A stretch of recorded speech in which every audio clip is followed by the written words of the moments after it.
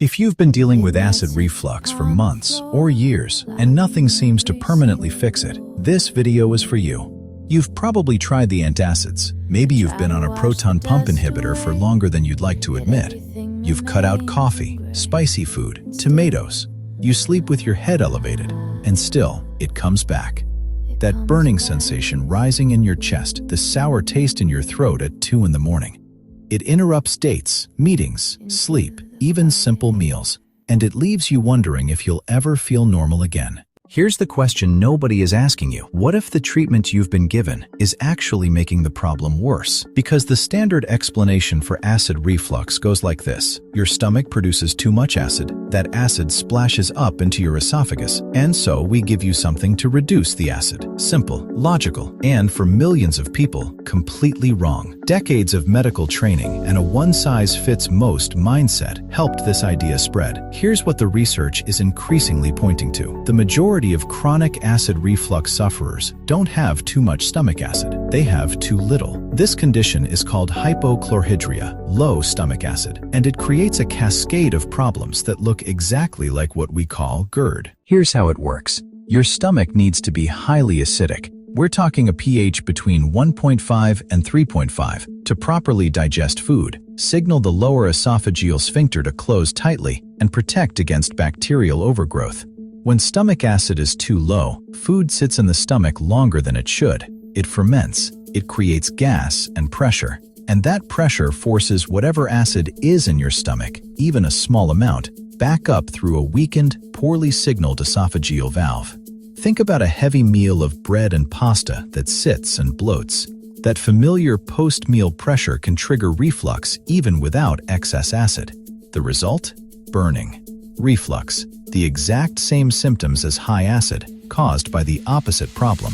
And when you take a proton pump inhibitor to suppress acid production further, you're not solving the root cause, you're deepening it. Over time, the stomach becomes even less capable of doing its job. Digestion suffers, nutrient absorption drops, and the reflux, predictably, returns the moment you stop the medication. Signs that point to low acid include frequent bloating, undigested food in stools, and nutrient deficiencies like iron or B12. So what actually helps? First, supporting your stomach's natural acid production.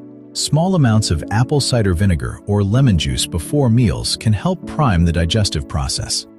Digestive bitters, used for centuries in traditional medicine, stimulate gastric acid secretion naturally. For some people, betaine HCl supplements taken under guidance can be genuinely transformative. Second, addressing the lower esophageal sphincter directly. Magnesium plays a critical role in muscle function, including the LES. Chronic magnesium deficiency, which is extraordinarily common, can leave that valve weak and poorly coordinated. Third, healing the gut environment.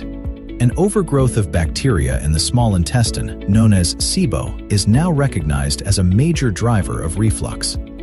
Fourth, lifestyle tweaks. Smaller meals, slower chewing, and reducing late-night eating reduce pressure and give digestion a chance to work. The real reason your acid reflux won't go away isn't a mystery. It's a mismatch between the treatment you've been given and the actual root cause of your symptoms. Your body isn't producing too much acid. In many cases, it's struggling to produce enough, and until that's addressed, the cycle continues.